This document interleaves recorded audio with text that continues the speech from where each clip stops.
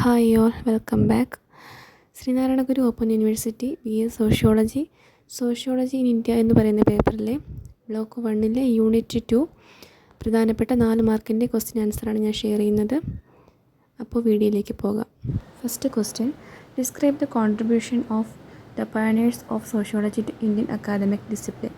Indian അക്കാദമിക വിഷയമായ സാമൂഹ്യശാസ്ത്രത്തിന് അതിൻ്റെ തുടക്കക്കാർ നൽകിയ സംഭാവനകൾ വിവരിക്കുക. ആൻസർ: ബോംബെ ലക്നൗ ചിന്താധാരകൾ സോഷ്യോളജി അധ്യാപനവും ഗവേഷണവും ആരംഭിക്കാൻ ഒരു വകുപ്പ് തന്നെ തുടങ്ങി. അവരുടെ അക്കാദമിക പ്രക്രിയയിൽ ഉൾപ്പെട്ടിരുന്ന ഘടകങ്ങൾ താഴെ പറയുന്നു. ഒന്നാമത്തേത്, ഇന്ത്യയിലെ സാമൂഹ്യശാസ്ത്രത്തിൻ്റെയും സാമൂഹ്യ നരവംശാസ്ത്രത്തിൻ്റെയും രൂപീകരണ കാലഘട്ടത്തിൽ ഈ വകുപ്പുകൾ പണ്ഡിതർക്ക് വഴികാട്ടിയാവുകയും ആതിഥേയത്വം വഹിക്കുകയും ചെയ്തു. വിഷയത്തിലുള്ള അവരുടെ അതുല്യമായ സംഭാവനകൾ ഈ വകുപ്പിനെ ഇന്ത്യയിലും ലോകമെമ്പാടും പ്രശസ്തമാക്കി.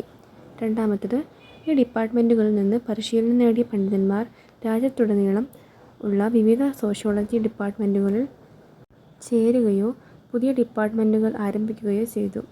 മൂന്നാമത്തേത്, ഈ ചിന്താധാരകളുടെ സ്ഥാപക പിതാക്കന്മാരുടെ കൃതികളിൽ നിന്നും അവരുടെ അക്കാദമിക് പാരമ്പര്യങ്ങളിൽ നിന്നും വ്യത്യസ്ത പണ്ഡിതന്മാർ പ്രചോദനം ഉൾക്കൊണ്ടിട്ടുണ്ട്. Next question, bring out the Indian intellectual history in the formation of sociological schools of thoughts. സാമൂഹ്യശാസ്ത്ര ചിന്താധാരകളുടെ രൂപീകരണത്തിൽ ഇന്ത്യൻ ഭൗതിക ചരിത്രത്തിൻ്റെ പ്രസക്തി എന്താണെന്നാണ്. ആൻസർ: സ്വാതന്ത്ര്യാനന്തരം സോഷ്യോളജി തനതായ ഒരു അസ്തിത്വത്തിൽ വികാസം പ്രാപിക്കാൻ തുടങ്ങി.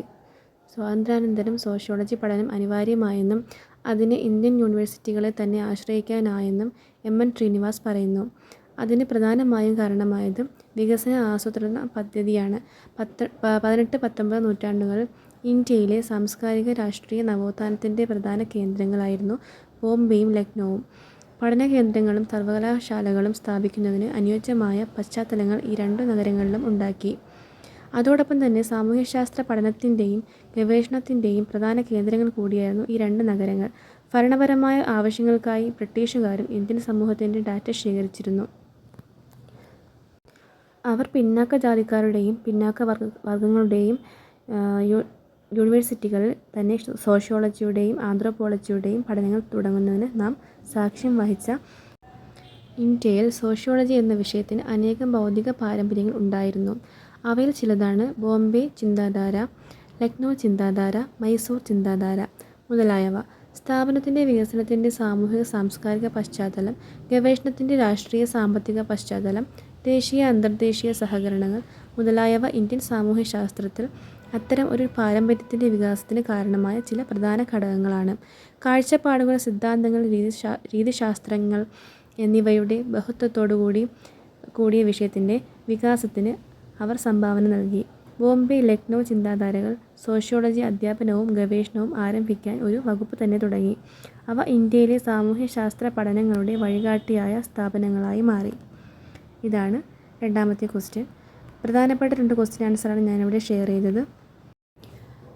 അപ്പോൾ ഈ 2 ക്വസ്റ്റ്യൻ ആൻസർ നിങ്ങൾക്ക് ഉപകാരപ്പെട്ടു എന്ന് വിശ്വസിക്കുന്നു. പിന്നെ ഈ ചാനലിൽ ഞാൻ ഡിജിറ്റൽ മാർക്കറ്റിങ്ങിൻ്റെ വീഡിയോസും കൂടി അപ്ലോഡ് ചെയ്യുന്നുണ്ട്, നോട്ട്സ്, അതുപോലെ പ്രധാനപ്പെട്ട ക്വസ്റ്റ്യൻ ആൻസറുകൾ. അപ്പോൾ നിങ്ങൾക്ക് ഉപകാരപ്പെടുമെന്ന് ഞാൻ വിശ്വസിക്കുന്നു.